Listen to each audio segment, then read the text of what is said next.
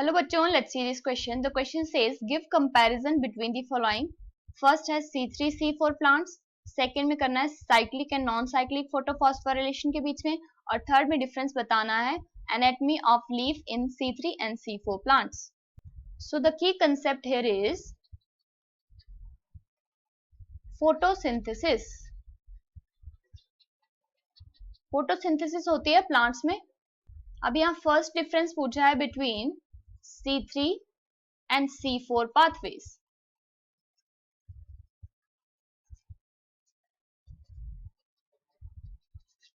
सबसे पहले ये पाथवेज होते कहाँ हैं?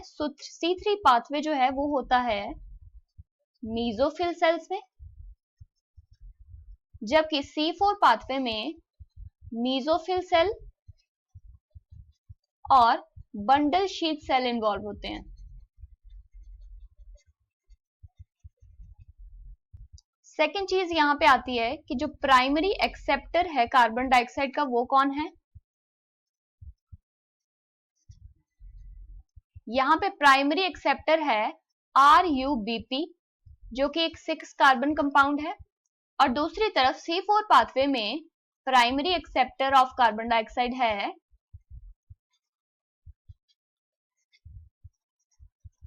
इट इज PEP यानी फॉस्फोइनोल पाइरुवेट जो कि एक 3 कार्बन कंपाउंड है.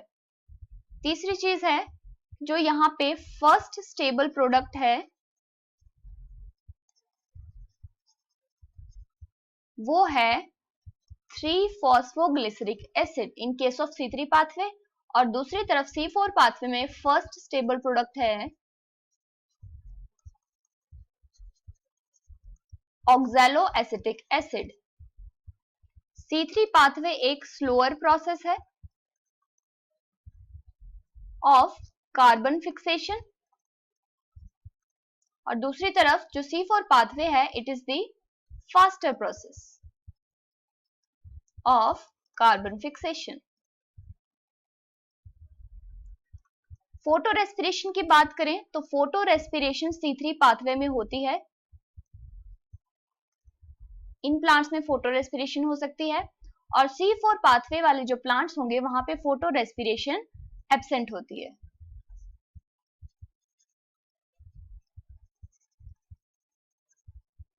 अब सेकंड कंपैरिजन बताना है between cyclic and non cyclic photophosphorylation. Cyclic photophosphorylation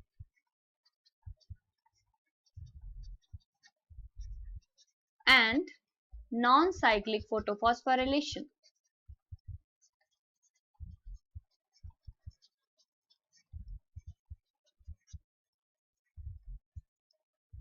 cyclic photophosphorylation होती है स्ट्रोमा लैमिले में, और जो नॉन साइक्लिक वन है वो होती है ग्रेना थाइलेकोइड्स में.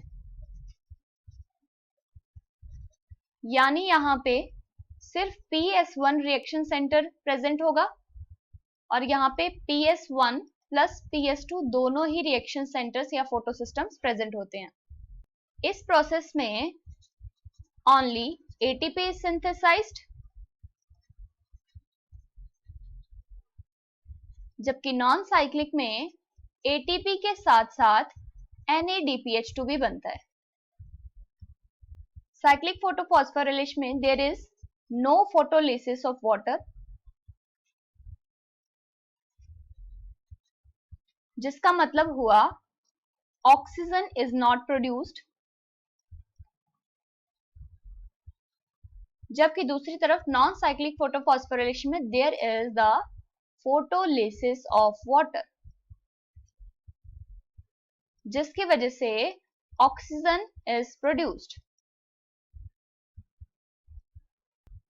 नाउ फिफ्थ वन इज कि यहाँ पे साइक्लिक फोटोफॉस्फोरिलेशन बोला है, यानी यहाँ पे जो इलेक्ट्रॉन की मूवमेंट है it moves in a closed circle, cyclic way में चलेगा, और दूसरी तरफ ये नॉन साइक्लिक फैशन में चलेगा तो electron do not move in a closed circle.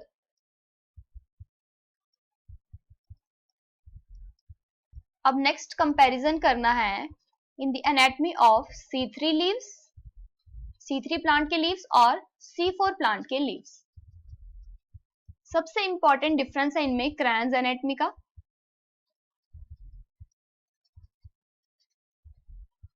क्रैंस anatomy C3 plants में एब्सेंट होती है, जबकि ये क्रैंस एनाटमी प्रेजेंट होती है इन केस ऑफ C4 प्लांट्स।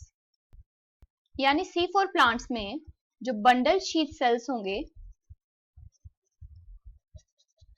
वो रिंग्स की फॉर्मेशन करते हैं, इसी को हम कहते हैं क्रैंस एनाटमी। बात करें रुबिस्को एंजाइम की, तो ये C3 प्लांट्स में प्रेजेंट होता है इन द मेसोफिल सेल्स, जबकि Rubisco in case of C4 plants ये प्रेजेंट होता है इन दी बंडल शीथ सेल्स। यानी C3 लीव्स में फोटोसिंथेसिस में सिर्फ मेसोफिल सेल्स इन्वॉल्व हैं, जबकि C4 प्लांट्स में मेसोफिल सेल्स के साथ साथ बंडल शीथ सेल भी इन्वॉल्व हैं।